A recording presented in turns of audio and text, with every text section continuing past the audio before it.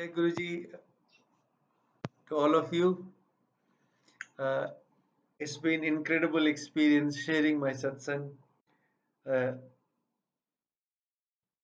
with Sangat and with you, and that too in English. As promised, today I'll share a very unique satsang of my auntie, and that satsang uh, is an experience which is incredible.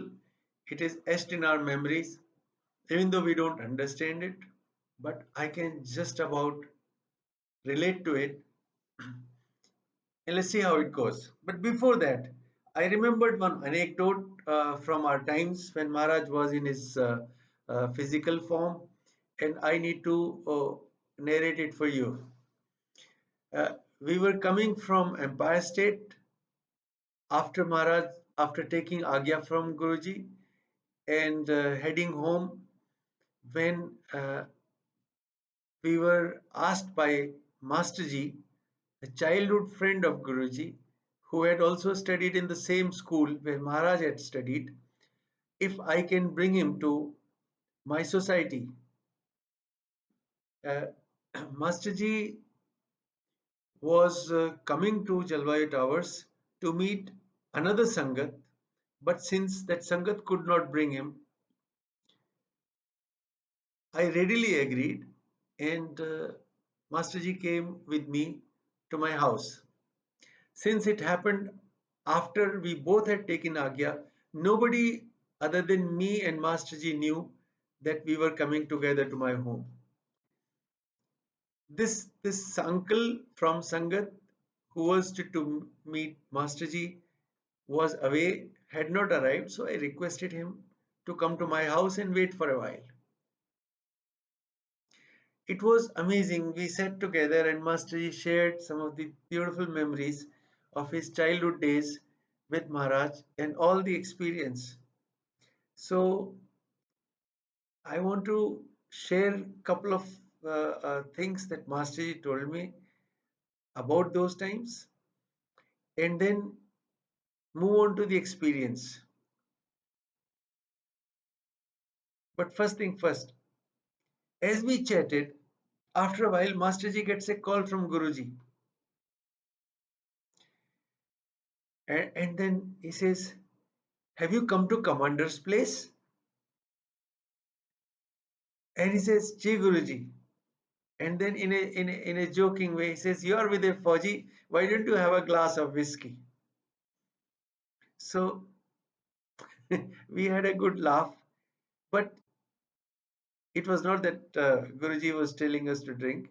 It is just a way of letting us know that he keeps a track of us, no matter where we are, what we do.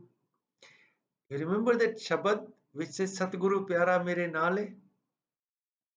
Exactly. So it made no difference where you are, with whom you are. He would know. He would know every inch of your life, every second of your life. And it was incredible that we took a journey together, came home, sat here, and Maharaj just called up to let us know. In a way, let me know that I keep track of you. The end result is no matter what I do, where I do, good, bad, ugly, nice, whatever, it is always on the back of my mind that my Guru is watching because he is here. And if you live with that feeling, then you always draw a line because you will not do anything that will not pass and check a box of righteousness in Guru's book of account. So it's a reality check that you always go through every time you do something or you don't do because your Guru is always with you, always with you. And here was an example. Now I want to share one of the Guruji's childhood memories that Masterji shared with me.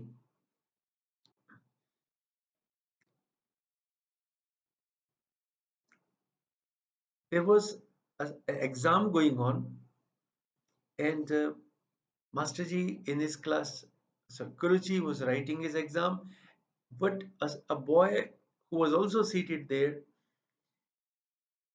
his pen finished ink and he could not write.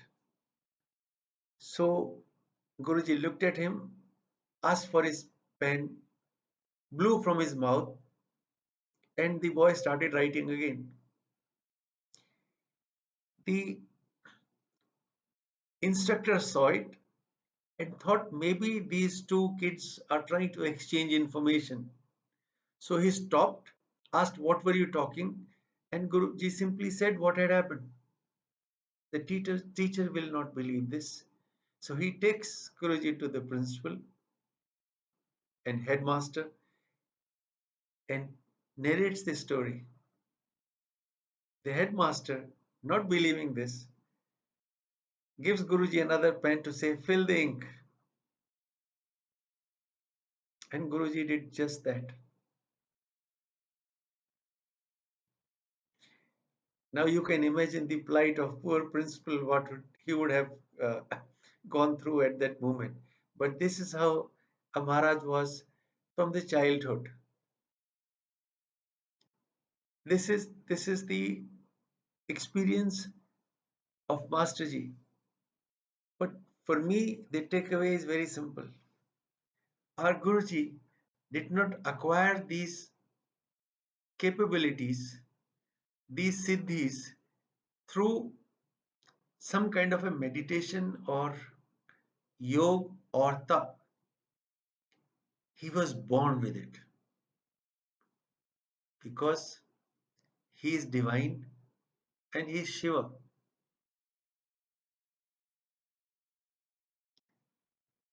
So, with that uh, experience for you to think about later and ponder over, or and just visualize what we are dealing with, who our Guru is, I now move on to the experience of the day. It was 7th July 2004, Guruji's birthday, and by 2004, I was well and truly involved in Langar Seva, which those days was conducted in front of the kitchen and on the side of the main Darbar hall.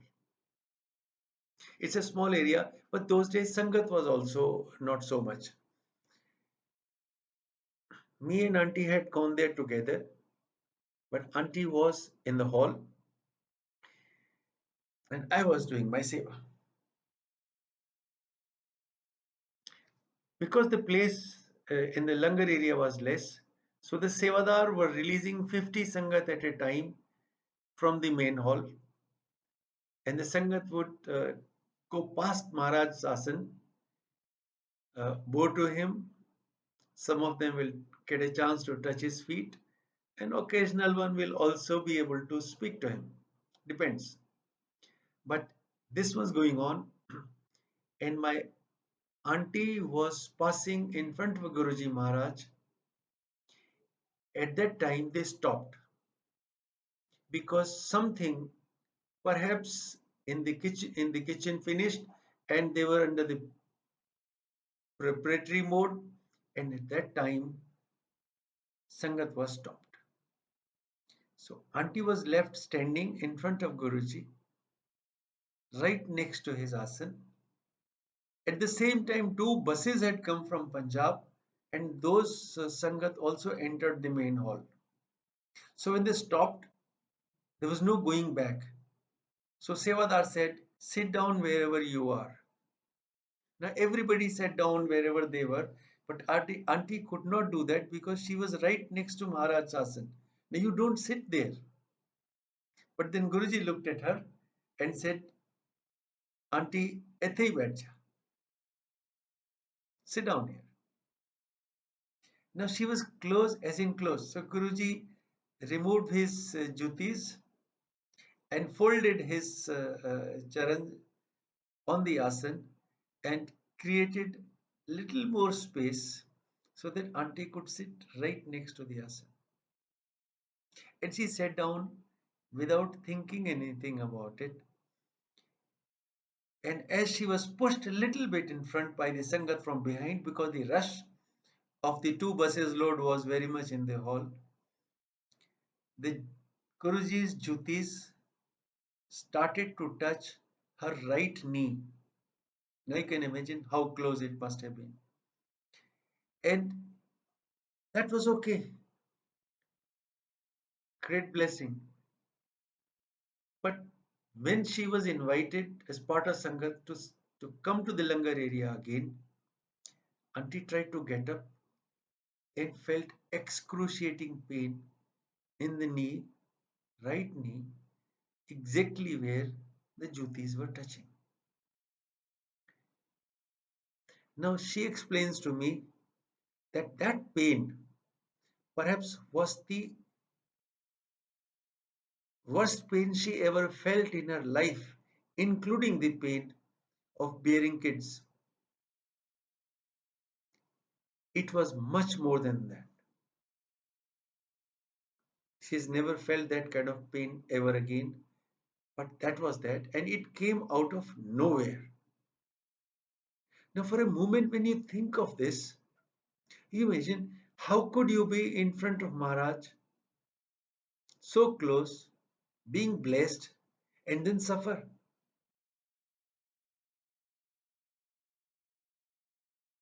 We're going to talk about this. So, in case I don't, please remind me. You are in front of Maharaj.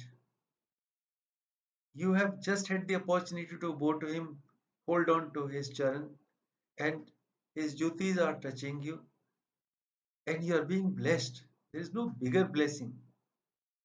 And then you get up, your knee not only gives up, but you go through excruciating pain. Pain of the kind which you cannot imagine. And then auntie struggles from there out into the kitchen area for langar. But when she steps out of the main hall into the kitchen area, she's surprised and shocked. It is not the place which we visit every day. She found it is all white. There is no langar being served, and there are people with long beard and white clothes happily moving around, some chatting, some singing, but happy in themselves, and going from here to there. Now she is in pain and sweating profusely. She is the only one in her own clothes, but everybody else is wearing white.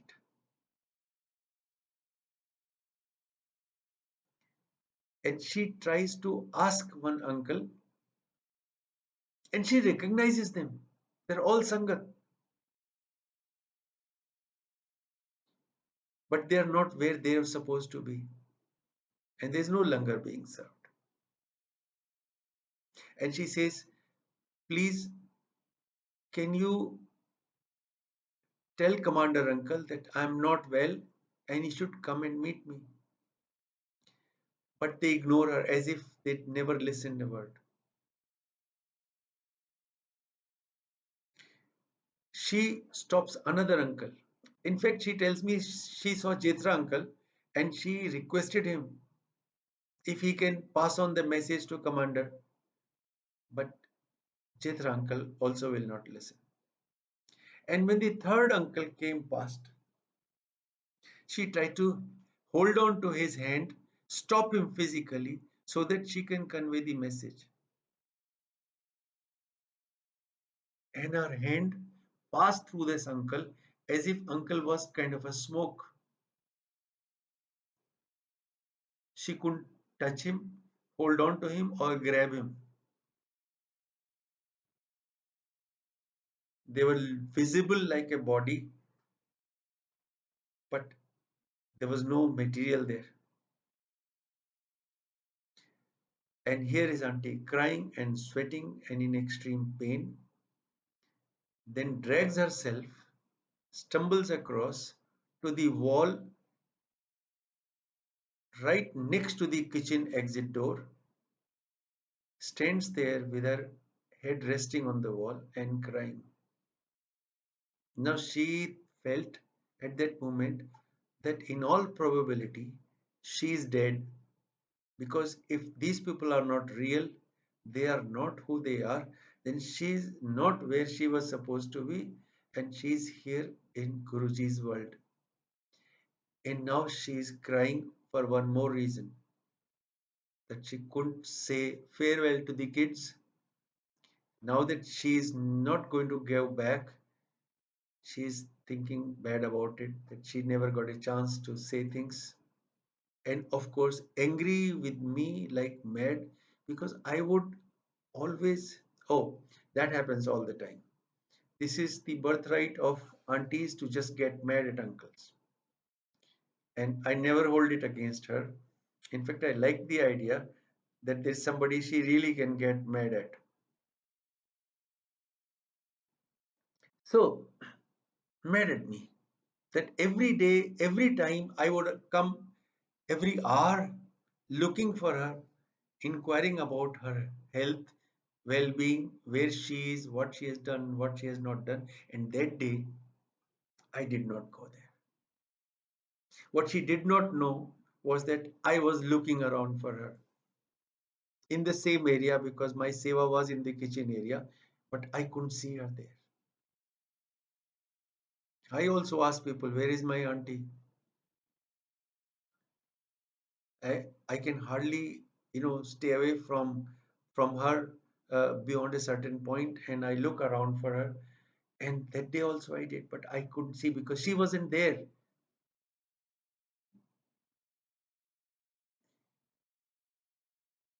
Then suddenly someone in beard, and she only saw the beard and the feet,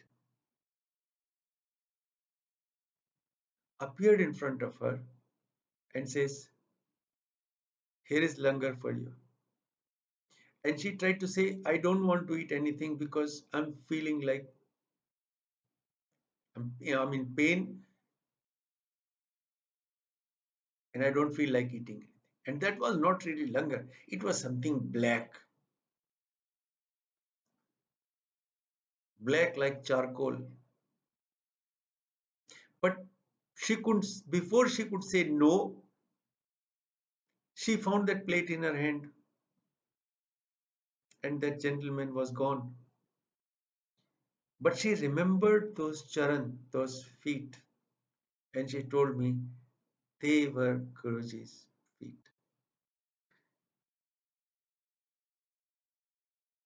You have seen those charans? Have you noticed one of the nail is dark?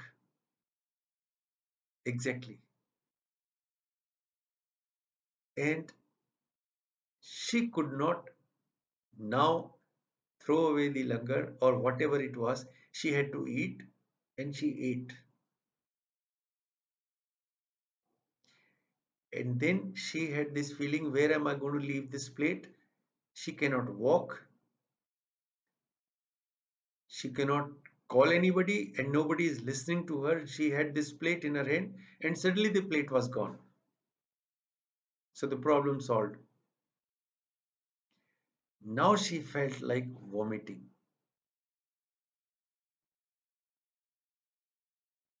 Now, again, she did not want to vomit in front of the kitchen area. And she thought, I must go to the washroom. And then again, she did not walk to the washroom. As he thought about and thought of being in front of the washroom, she was there and vomited once.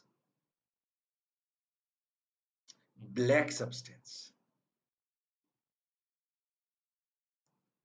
God knows what it was, where it came from, and why it came from. She vomited it, then vomited once more, and then she found herself in the washroom back to normal as it was. The whole place, which was white, snowy, everybody in white clothes, now was the mandir as it used to be. She comes out of the washroom and the pain is gone. Comfortably walked, but sweating still and wet from head to toe. And she came looking for me, but instead came across, sat on the steps leading to the main Darbar hall.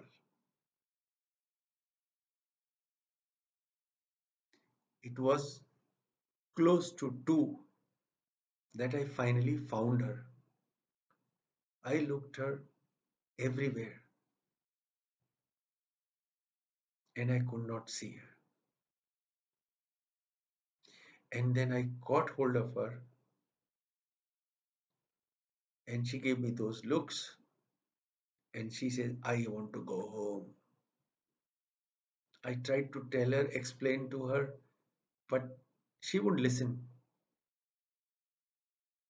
And she said, you don't know what I have gone through. I want to go home now. And I looked at her as if she has been to hell and back. That that miserable.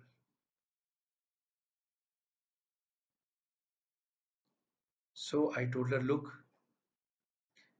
the way I see you, I have this strange feeling that you are safe inside Mandir. I will not take you out of this place. And I do not know yet what she went through. But I said, I will not take you out of this place till I have Guruji's permission. Now, instead of being happy about it, she tells me, Guruji will hold you back for another hour and I'm dying here. I'm suffering. And I said, no, we are not going without Guruji's permission. You wait here. I'm coming. So I went inside and Guruji obviously knows. So he does not take more than few seconds to grant me permission. And that also from a distance with just small indication. And I had his permission.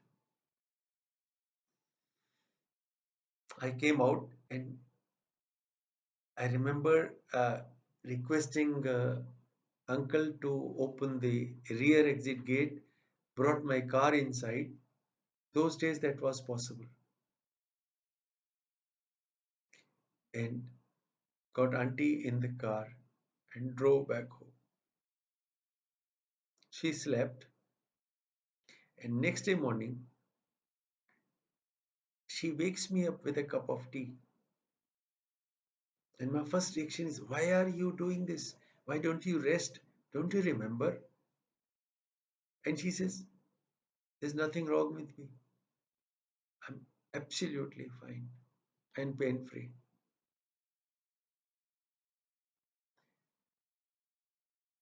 We have always wondered what that was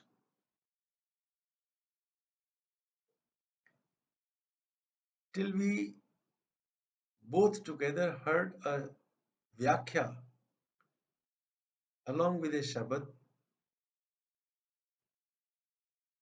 few days back. I've always known that that was Guruji's Sachkhand. That was Guruji's place. That is where Guruji's Sangat goes when they're done from here. Because we had heard Guruji telling us, my world is white, and it was white. So I had no doubt that auntie had been to that place and back. Sometimes I wonder if she had to go there and stay there, and came back only because Guruji wanted her back here.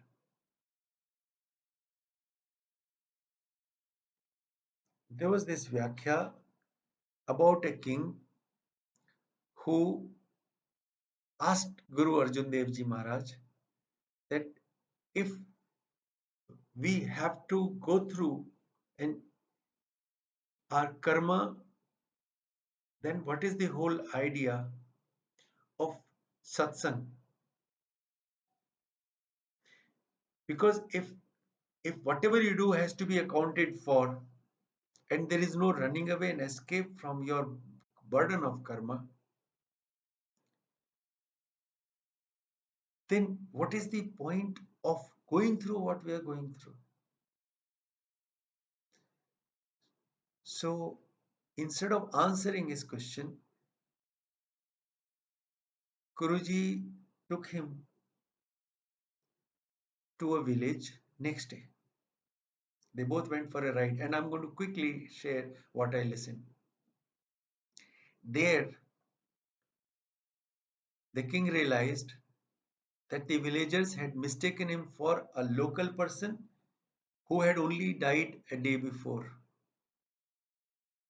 and they are fighting with him as to why he is here, instead, taking care of his family. So his wife and children also came. They don't think he was a king. And before that, Raja had a dream that he died and he was born there as that very person and went through a life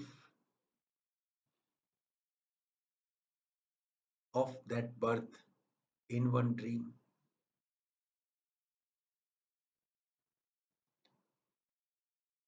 It's a long Vyakhya, but our aim is not to cover that, but just to explain that Guru Arjun Dev Ji Maharaj explained to that king that you had to be born at that place which you did.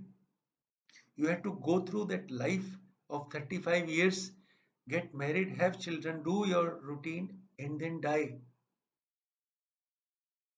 But what happened to you was that that entire Janam, that cycle of life and death, with Guru's blessing, has been cleared in one night in a dream.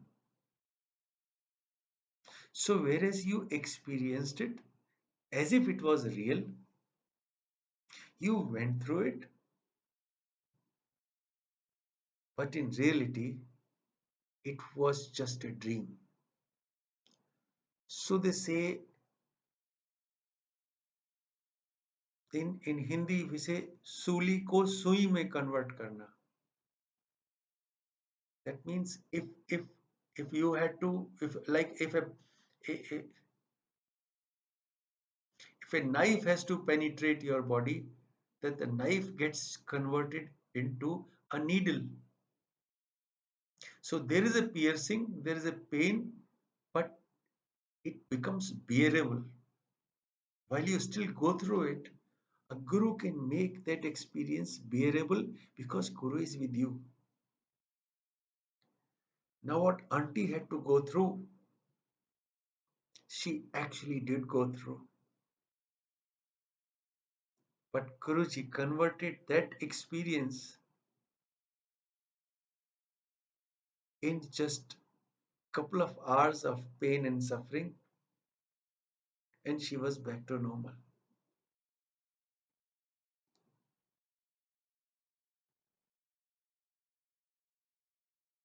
And that is our Guru. There's nothing beyond him, can never be. And that is the experience of my auntie.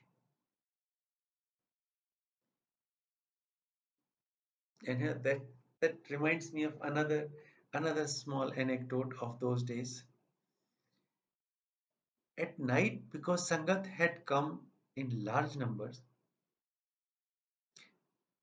So Singla uncle asked me to go and get some wheat flour, and it was 1 o'clock in the night. Everything was closed, and I remember just because there was a requirement and I was asked, me, Mali uncle, we sat in our car and went looking for wheat flour at night at 1 o'clock. Now, the beauty is the faith. If you have got a seva from your guru, then guru will create a situation when that seva will be fulfilled.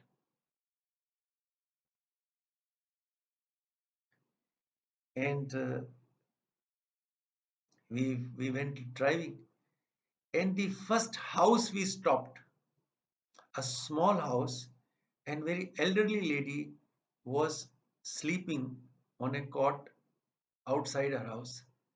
We stopped our car, and with folded hand we asked her, Grandma, do you have some wheat flour? And she said, Yes, of course. There are two bags lying inside. Pick it up.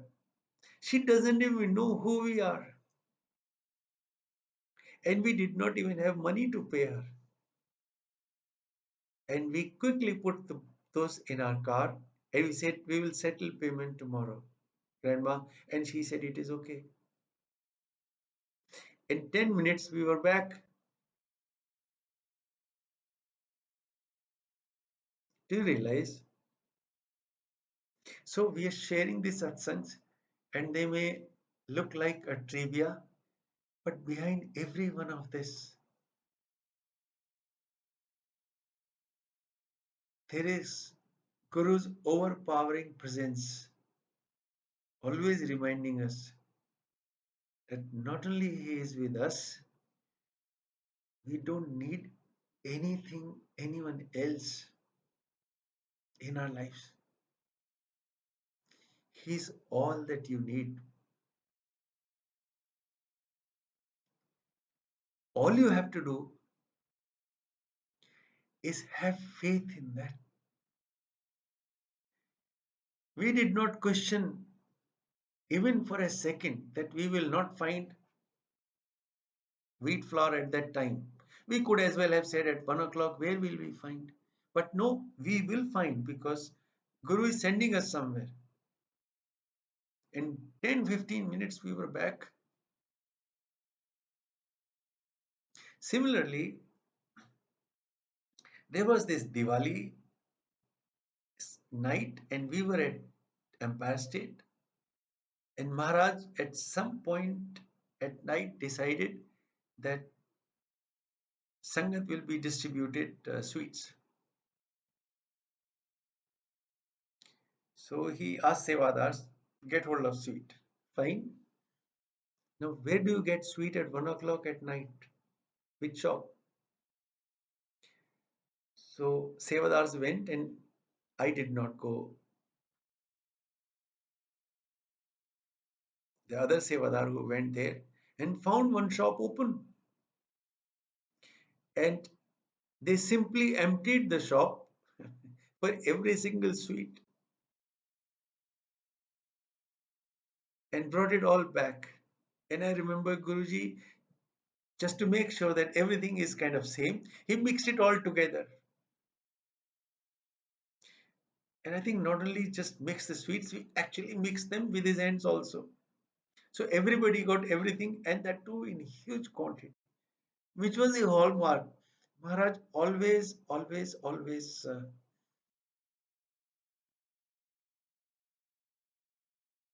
gave us a lot to eat.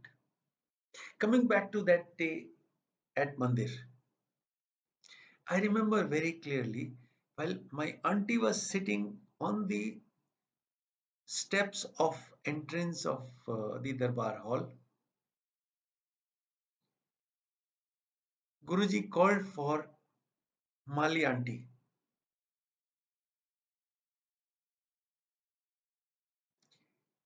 Mali uncle is Guruji's Bhagat and Sangat and devoted and one of the, uh, how should I say, finest souls that you come across. And he did not have a child for a long time, maybe 16, 17, 18 years of married life, no child. And that day, out of nowhere, Guruji said, call his auntie and gave her a sweet and says, I've blessed you with a child. And a daughter was born. I remember because Guruji, when he asked Mali uncle to hold a small function to celebrate, he also told who all to invite. And I remember receiving that invite, and I had the privilege and blessing to be present with Mali uncle there.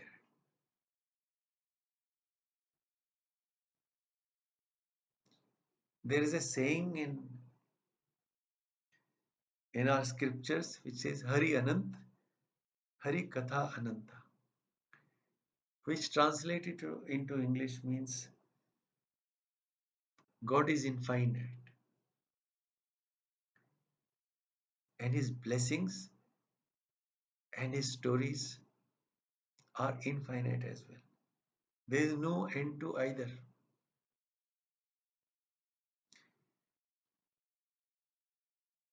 Don't try to understand Guru. Just be happy that you have him in your life. When you have Guru in your life, then it doesn't matter who else is or is not.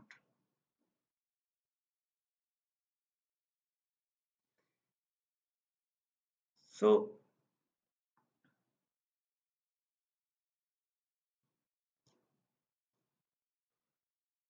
today we will stop here and continue tomorrow.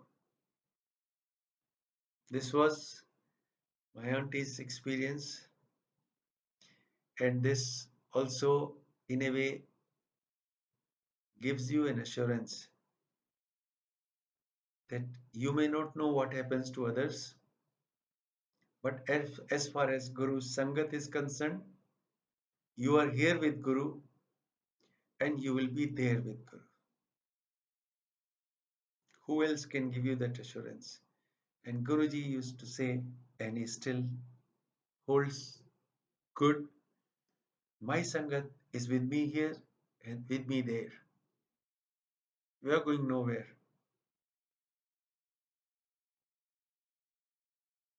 Stay blessed. As always, be with Maharaj and always live under his blessings. Jai Guruji.